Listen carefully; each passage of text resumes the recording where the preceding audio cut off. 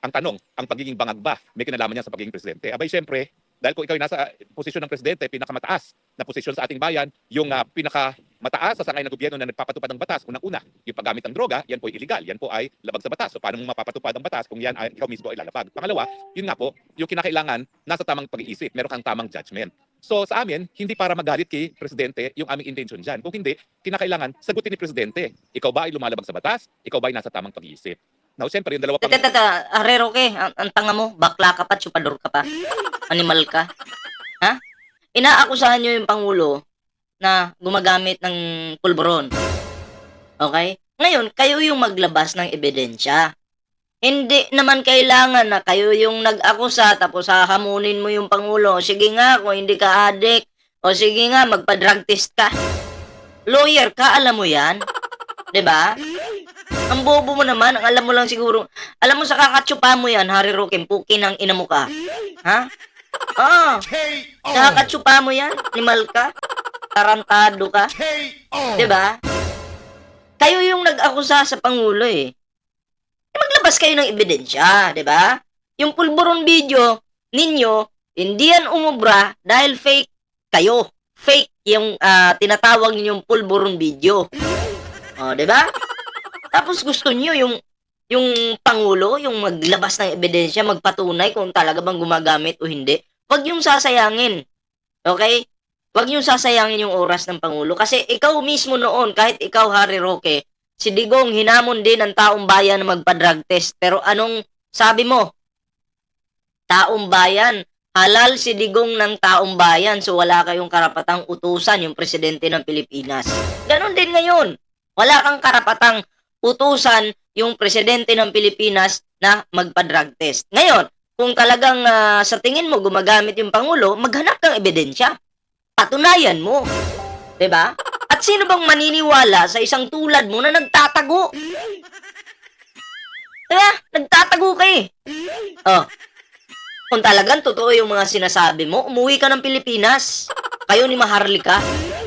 Ah, tapos hindi daw nila intensyon na manggulo. Di daw po intensyon na manggulo. Pero anong ginagawa nyo? Ginugulo nyo yung administrasyon na to, pati isipan ng mga Pilipino. Diba? Hindi ko maintindihan dito sa mga tao na to, no? Na mga talagang mga plastic. Oo.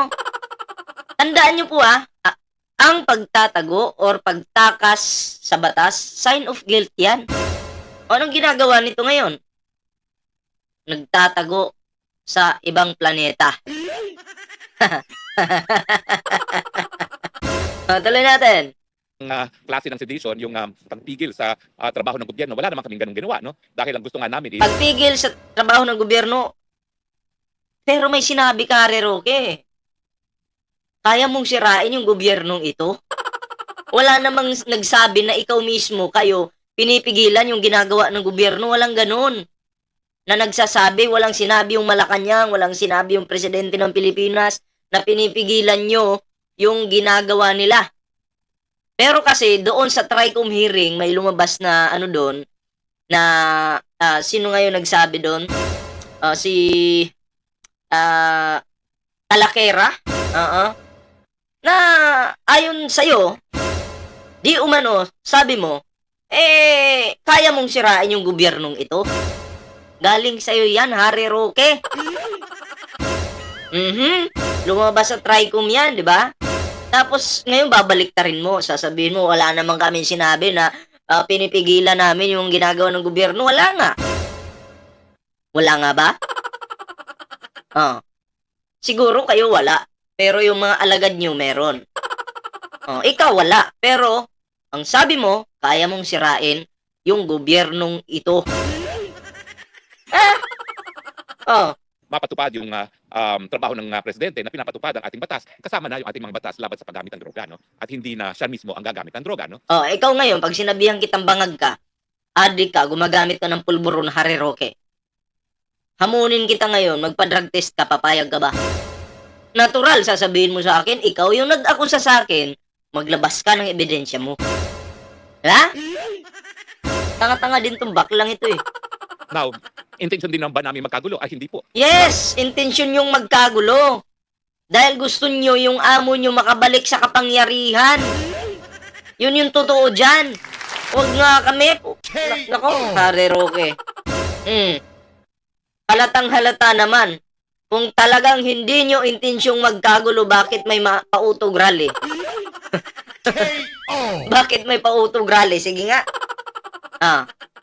May peace rally pa kayo, pero yung ginagawa nyo dun, tinitiran nyo yung administrasyon. Imbis na magtulungan, anong ginawa nyo? Tinitiran nyo. Diba? Huwag nga kami, Harry Roque. Dahil ang intensyon namin talaga ay sitahin ang mga taong gobyerno at siguraduhin. Okay, ang katulad mong nagtatago, maninita sa gobyerno, kapal naman ang mukha mo. Pwede ka namang manita sa gobyerno, Harry Roque. Yung walang halong ka-fake newsan, walang halong kasinungalingan, walang halong panlilinlang. Tapos, dapat wala kang kaso. Tapos, dapat hindi ka nagtatago.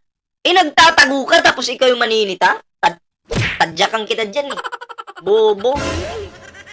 Sila ay nasa tamang pag-isip para magawa ang kanilang trabaho. So, ibig sabihin, dahil ito po ay isang tanong at sabihin na natin pagpupula sa kanyang kahinaan, ng kanyang personalidad at ng kanyang pagkatao, sinisiguro namin na ang pinakamataas na posisyon sa ating bansa ay dapat nasa sapat na pag-iisip para gampanan ang kanyang trabaho. Bakit si Sarah, pangalawang pinakamataas na posisyon sa ating bansa? Sa tingin ko lang wala sa pag-iisip. Wala sa tamang pag-iisip. Bakit? Pagbantaan mo ba naman yung Pangulo, ipapapatay mo? Tapos sasabihin mo may nagbabanta sa buhay mo? Pinagbigyan ka ng NBI, pinatawag ka, hindi ka nagpakita. Kasi alam mo sa sarili mo, nag-guilty ka. Diba? Sunog ka sa akin, Harry Roque. Nako. Kasi tingin ko, walang intent to commit sedition. Okay. Now, bukod pa dyan, yun na nga yung sinabi ko, no? Ito po ay tinatawag na privilege communication. Bakit privilege? Kasi nga po, ito'y pula. Ito'y isang tanong sa taong gobyerno na dapat sagutin. Dahil talaga namang nakakaapekto ang pagiging adik sa katungkulan ng kahit sinong taong gobyerno, di ba po? Katulad ni Digong, adik. Ha? Tulad ni Digong, adik. Mami naman siya na talagang sumisip-sip siya ng utot ng demonyo, di ba? Katulad ni Digong, kaibigan, mga hindi lang adik, drug lord pa. Diba? Kaya, nagkalit-silit yung ating bansa sa panahon ni Digong. Kaya mo sa ibang bansa po, nung panahon ng COVID, nakamask lang po sila. Pero pagdating sa Pilipinas, Uber ba? Uber na Uber talaga, grabe. Kumbaga, kung tao pa, overacting. Bakit, ballpoint man? Bukod sa nakamask ka na, meron ka pang face shield. Okay? Tapos, may social distancing pa. Alam niyo yung social distancing, walang kwenta yan, sa totoo lang. Meron pang barrier yung motor. Ano pa? Kahit nabunggo ka lang ng sasakyan, dinala ka sa ospital, COVID ka na. Ano pa? Corruption sa PhilHealth sa panahon ni Digong. Ano pa? Patayan. At marami pang iba. Kung isa-isahin ko, baka abutin tayo bukas. Diba? Tuloy. Kung ang mga ordinary addict, hindi natin pinapapasok sa ordinary mga trabaho. For instance, kinakailangan ko kayo maging security guard. Ikaw ay magiging police. Dapat pero iba kasi yung ordinaryong trabaho. Pag addict ka, pulis, alimbawa, magpupulis ka, tapos addict ka, hindi ka talaga makatrabaho. Pero sa panahon ni Digong, pwede. Diba? May sumisinggot na pulis sa panahon ni Digong. Meron. Nagtatanim pa nga sila Diba? Hindi lang sila sumisinghot. Nagtatanim pa sila. At yung mga tao na yon, yung iba doon, nakakulong na ngayon. Bakit? Ang lakas kasi ng loob nilang pumasok sa bahay Kasi sabi ni Digong, akong bahala sa inyo, gawin nyo lang yung yung mga ginagawa nyo dyan. Ginawa nila yung mga tanim-tanim na yan. Pumasok. Nasampahan ng kaso, nakulong, iniwan ni Digong. Ang lalakas ng tama Kaya kahit kasamaan, nagagawa na nila. Pero tingnan mo, yung mga si Digong, kahit tumitira ng utot ng demonyo yan, naging presidente pa rin. Diba? Presidente ng Pilipinas. siya mismo ang sumira or lumabag sa batas. Sa Davao City nga 'di ba? Overspeeding nga 'yan eh. Si Sara Duterte yata yung overspeeding and then si Digong nahuli ng walang helmet. KO! Pero batas yan sa Davao. Diba? Pag ibang tao, kinakawawa. Pag sila, okay lang. drug test. Hindi ka po pwedeng magmaneho kapag positive sa drugs magiging presidente pa. Tapos sasabihin nila, sedition daw yan. Kalokohan naman yan. Now, dahil sinasabi na nga natin na constitutionally protected speech yan, anong dapat gawin ng Hindi sedition yun. Huwag mong baliktarin. Tingnan nyo yung sinabi ni Harry Roque dito. gobyerno? Now, positive sa drugs Ito ikaw ay maging security guard, ikaw ay magiging police, dapat hindi natin pinapapasok sa ordinaryong mga trabaho. Pakinggan nyo. Kinakailangan ay maging security guard, ikaw Pakinggan nyo ay magiging police, dapat meron kang drug test. Hindi ka po pwedeng magmaneho kapag positive sa drugs magiging presidente pa. Tapos sasabihin nila, sedition daw yan. Mali ka! Bobo ka! Kaya kayo nakasuhan ng sedition dahil doon sa sinabi mo na papabagsakin mo yung gobyerno. Kaya mong pabagsakin yung gobyerno, doon ka nakasuhan ng sedisyon. Sinungaling talaga tong bakla. Alam mo, Harry Roque, kung nasa tabi lang kita, wala na. Luluhod ka. Ay, baka mancho pa ito, wag na lang. Ay, KO! takbo na lang ako. KO! Naku po, wag na lang. Delikado pala ito. Ayokong dumikit dyan. Bukod sa sinungaling, yaki pa. Nako, KO! maghanap na lang ako ng totoong butanding. Maraming butanding dyan, mas gusto ko pa yun Naman yan. Now, dahil sinasabi na nga natin na constitutionally protected speech yan, anong dapat gawin ng gobyerno? Well, ang dapat gawin ng gobyerno, tanungin ang presidente. Ikaw ba yan? Hanggang ngayon di nga sumasagot ang presidente kung siya yung Sumagot man o hindi, di ba? Tanungin nyo man, sagutin man kayo o hindi, karapatan ng presidente yan. Sabi ko nga, kayo yung maghanap ng ebidensya kung talagang adik yung Pangulo. Hindi po pwede na ang Pangulo yung maglalatag sa inyo ng ebidensya. Magagets nyo? KO! Pangulo ng Pilipinas uutusan ng isang wanted? Tangina, KO! wanted ka, tapos uutusan mo yung Pangulo? Kapal na mukha nito nasa video Pangalawa, nasa tama ka bang pag-iisip? O bakit hindi ka magpa-hair follicle test? Sinasabi nila na kami daw ang merong burden na patunayan na gumagamit siya. Hindi po. Kasi nga, nandyan yung video na yan, kinakailangan addressin ng presidente. Nagkaroon Nandyan yung video na yan at napatunayan ng fake AI. Diba? Tapos ipupush nyo pa rin. Kasi yun yung pambato po ni Harry Roque na sabi niya kaya niyang sirain yung gobyerno. Kasi akala niya, yung pulburon video na yun, ikakasira ni PBBM. Ha? Akala mo lang yun. Pero, malakas yung tiwala sa sarili. Ha? Malakas yung tiwala sa sarili. Akala niya, kaya niyang pabagsakin yung Pangulo.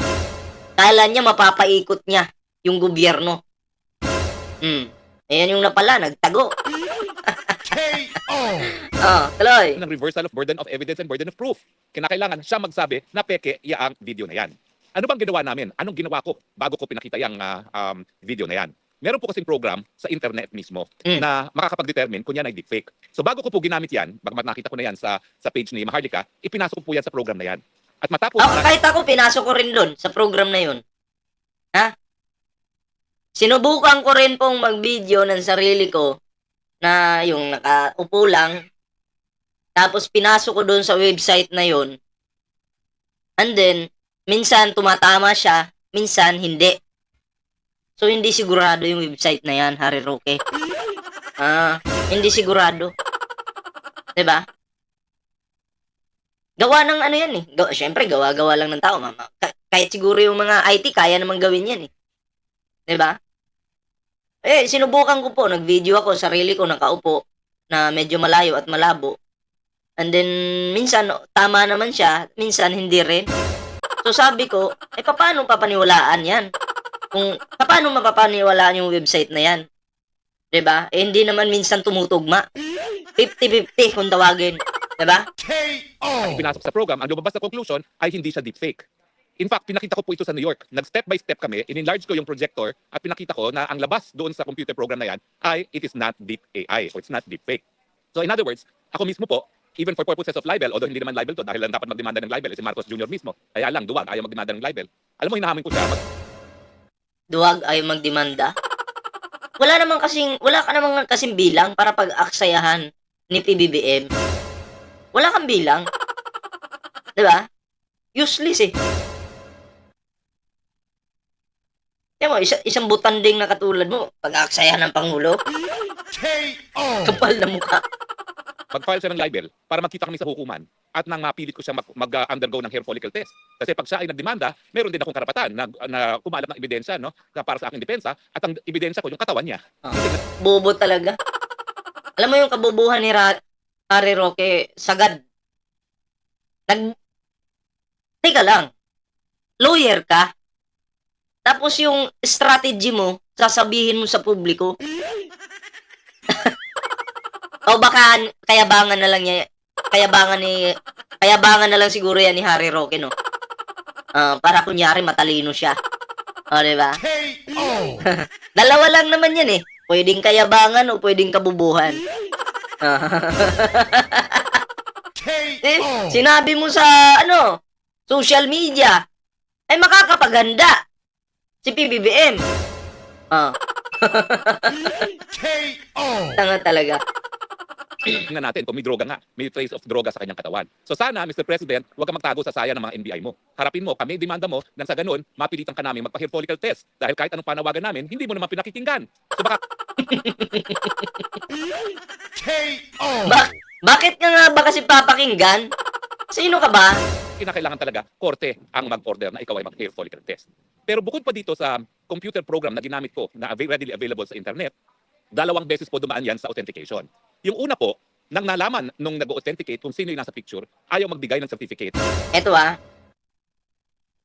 maniniwala ako sa Harry Roque kung aaminin mo dyan sa mismong mga live mo na oo, sinabi mo talaga na gusto mong sirain yung gobyernong ito. Maniniwala ako sa'yo. Pero hanggat hindi ka aamin, puro lang side ng administrasyon yung papalabasin mong masama, good luck na lang sa'yo. Kahit ako, sasabihin ko sa sarili ko, tirahin mo ng tirahin si Harry Roque. Banatan mo ng banatan. Uy, bulpoy, bastos ka, anong tirahin? Yeah! Hindi, dito lang sa social media. Bastos kayo anong tirahin? Ha? Na walang AI, na hindi siya AI, na hindi siya tampered. Bakit? Kasi may kinalaman sa gobyerno yung kumpanyang yun. Okay? Government-owned and controlled corporation. So nung nalaman nila na presidente ng Pilipinas yan, bagamat dayuhang bansa yan, ayaw na nila magbigay. Ito. Kung totoong video talaga yun, buong bansa, ibabalita yun. Media ng Amerika, media ng iba't ibang bansa, ibabalita yun. Kasi mainit yung balita yun eh. Mainit na balita yun. Kung totoo yun. Pero bakit hindi binalita ng media sa ibang bansa? Kasi masisira sila. Magbalita ba naman ng fake news? So hindi kinagat yung issue. Hindi kinagat. Katulad natin, ganito, nandito tayo sa ating bansa. May mabigat na usapin, yung Amerika. Diba? Di ba binabalita dito sa ating bansa? Pero kung fake yung video na yan, galing sa ibang bansa, hindi po binabalita dito sa mainstream media. Kasi kasiraan po nila yan. Baka matanggalan pa sila ng prangkisa dahil dyan. Kaya gets mo, Harry Roque? Kaya yung pulburon video nyo, walang kumagat. Kayo lang. Sila Bayad Bay nga eh. Sila Bayad Bay mismo. Nilaglag ka ni Bayad Bay. Anong sabi ni Bayad Bay? Sa team niya, huwag yung kakagatin yan. Baka makasuhan kayo ng cyber libel. Kasi hindi totoo yung video. Hindi totoo yung video. Yun yung sabi ni Bayad Bay. Diba? Nilaglag itong team ni Maharlika. Kasi mga peke nga kayo.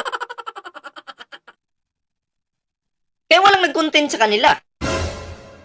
Walang nag-content sa kanila patungkol sa pulburon video na yan.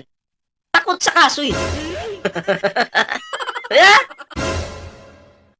So, ito mga pre, no, pag-usapan po natin itong kay Bayad Bay naman. Bayad Bay. Mukhang nilalaglag niya na po ngayon si Sara Duterte. Pikon na pikon po itong si Bayad Bay dahil inendorso po ni Sara Duterte si Amy Marcos. Labo-labo na po sila. So, ito po, no, bigyan po natin ito ng reaksyon. Itong video na ito. Anti-BP Sara Duterte na daw tayo ngayon dahil ayaw natin si Senator Amy Marcos. Di ba, yan din ang sinabi nyo sa amin noong 2022? Kaming mga hindi nag-unity ay anti-Duterte na. Anong nangyari? Nagsisi kayo. Di ba? At ngayon, ay sama-sama tayong pinaglalaban ng mga Duterte. O bakit ngayon, sasabihan nyo na naman kami na kami ay anti-BP Sara Duterte porket ayaw lang namin yung inendorso niya. Yung kanyang pang-endorso ay isang personal na pang-endorso lamang. Maaring hindi ka sumunod o maaring sumunod ka. Nasa sayo na yan. Ang akin lang, dapat si Senator Amy ay bumangon sa sarili niyang pangalan. Hindi yung lagi na lang niyang ginagamit ang mga Duterte. Naalala niyo, sinabi ni BP Sara Duterte, mangga. At sino ang tinutukoy nating lahat? Si Senator Amy.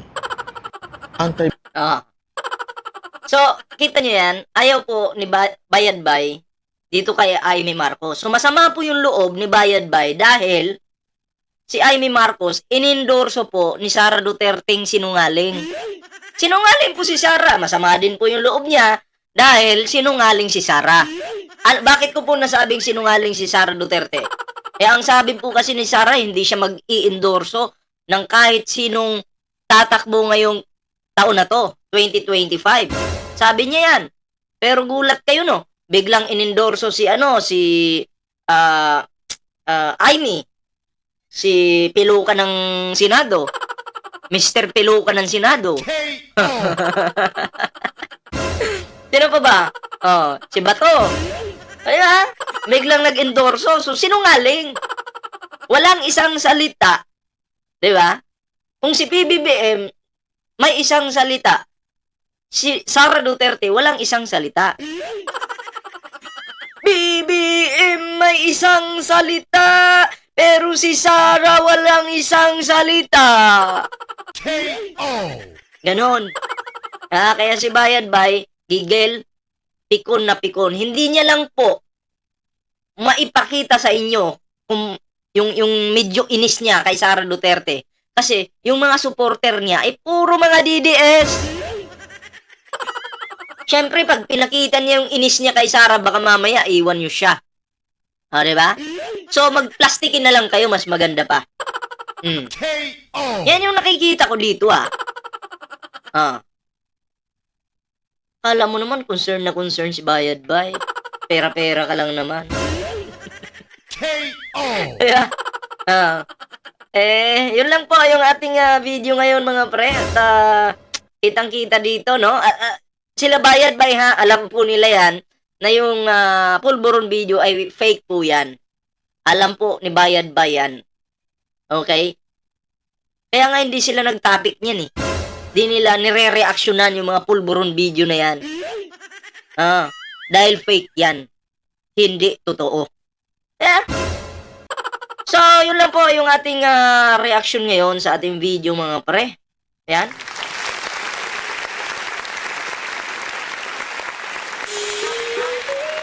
Ayan na, syempre, bago po tayo magtapos sa ating video ngayon, meron po tayong Facebook page, Ballpoint Man 2.0. Huwag niyo pong kalimutang i-follow yung ating mga social media accounts. Syempre, mga pre, meron din po tayong Timbirador. Ayan, Oo, huwag niyo pong kalimutan yan. Nako, maraming salamat po sa nag-follow sa ating Facebook page na Timbirador and Ballpoint Man 2.0. And syempre, mga pre, sa hindi pa nakasubscribe sa ating YouTube channel, kaya huwag kalimutan mag-like, share, and subscribe para naman maging updated kayo sa lahat ng mga uploads natin. So, yon mga pre, maraming salamat sa mga natin dyan, sa mga bago nating subscribers dyan, maraming salamat po sa inyo. So, yun lang po muna yung ating video. Kita-kits po sa susunod na video.